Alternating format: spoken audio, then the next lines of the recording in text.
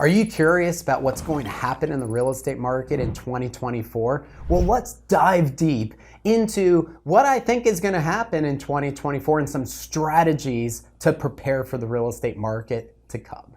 In order to know where we're going, we need to know where we've been and where we currently sit. And 2023 has been quite the roller coaster. At least in Florida, the real estate market has been moving along just fine all year until October when interest rates spiked. It was definitely a bucket of cold water on the face of the real estate market. Now, luckily, since then, interest rates have plummeted back down to earth, and we are having one of the busiest Decembers in Florida real estate history. So what we know from that experience is what's going to dictate the 2024 real estate market. You see, we know that buyers are interest rate sensitive, and luckily, the Federal Reserve has come out and said that they will be lowering interest rates 3 times in 2024. In fact, I think it's going to be more than that. The Fed's dot plot map will adjust to show more interest rate hikes. So with interest rates driving buyer demand, we know that every percentage point that rates come down, another million buyers enter the market. Now, most economists are predicting interest rates to go down another percentage point.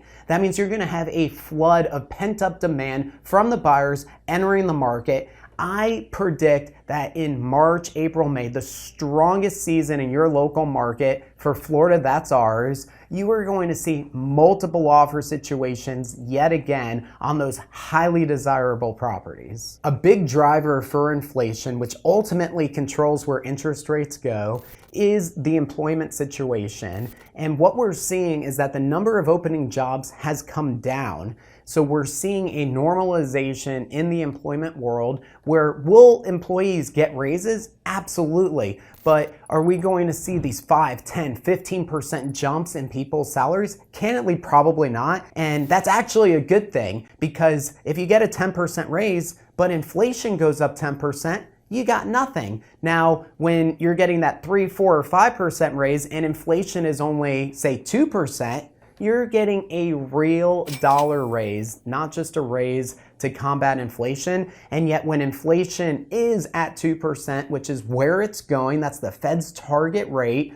we're going to see that continuation of rates floating lower will just continue to strengthen the real estate market. What you're going to see is that people that have a 3% interest rate, they were unwilling to sell and to buy with a 7 or 8% interest rate. But there's plenty of people that have a 3 to 4% rate that will move up because they're making more money and they have so much equity in their house to buy with a 5 or 5.5%. So the move up buyer is going to re-enter the market, which is going to be fantastic for everyone, including first-time home buyers who right now have next to nothing to choose from. So we actually need people to move up the scale of real estate to reopen up those first-time homebuyer houses for the next generation. Now, not all areas are created equally. Luckily, I'm here in Tampa Bay, Florida. Hopefully you live here or will be soon. We are the fastest growing state by net population, and that trend is going to continue.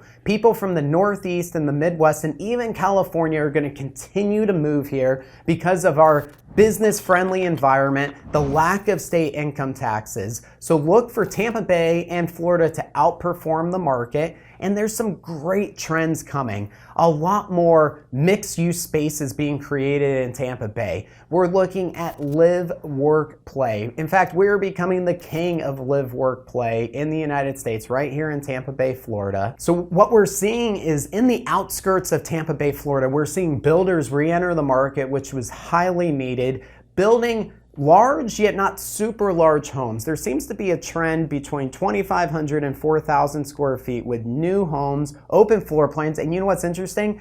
The grayscale and white is going out and more earth tones are coming back. It's almost like it's 2006 all over again when it comes to color choices in new homes. If you're a buyer, the best strategy for coming into 2024 is to be fully pre-approved, if not having a loan commitment, because it's going to be a competitive market. That's why I told everybody to buy in December of 2023, because candidly, it was easier. So moving into 2024 with interest rates coming down and 2 years of buyer pent-up demand coming back into the marketplace, we're going to need strategies to get you into the home that you want and we can go over those. In fact, I'll do another video on some of the best strategies for a buyer to buy a home in a competitive market. Now, if you're a seller, the best thing you can possibly do is have your house move-in ready. Buyers in 2023, 2024, they want ease. They do not want a rehab job. Those are investors. Primary buyers, they want to move into a house that is completely redone for them. So invite a top professional real estate expert like myself into your home so that we can advise you on where to put money, where not to put money, so that when you go onto the market, you get the best bang for your buck, and we deliver to the buyers exactly what they're looking for. If you're a buyer entering 2024, we need to be financially ready.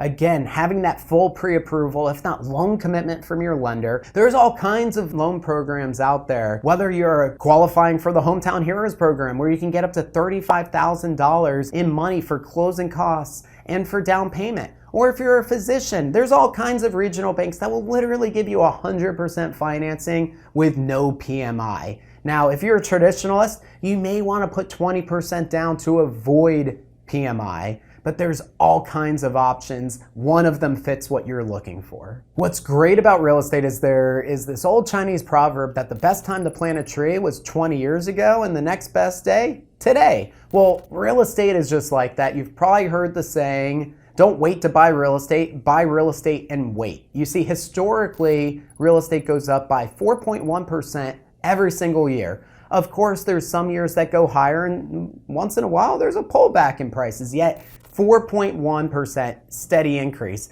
And what's great about that is that you're compounding on a number that you didn't likely put all of your cash into. If you got a mortgage, you're getting a multiple return on your cash on cash investment.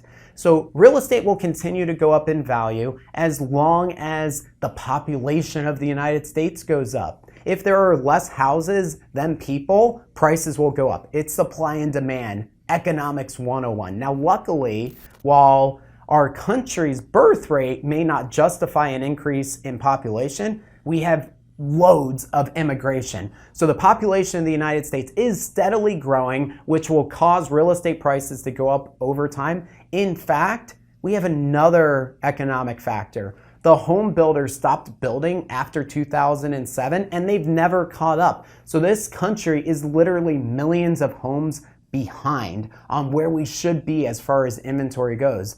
I tell people, as long as I'm selling real estate for my working career, we will likely have a low inventory situation in the United States of America. I hope you enjoyed the video. We've covered where we see the market going, the economic factors that are going to affect the real estate market, and some overall trends that you could see in 2024. If you enjoyed this video, smash that like button, hit the subscribe, and feel free to leave a comment below on a video you'd like to see me make.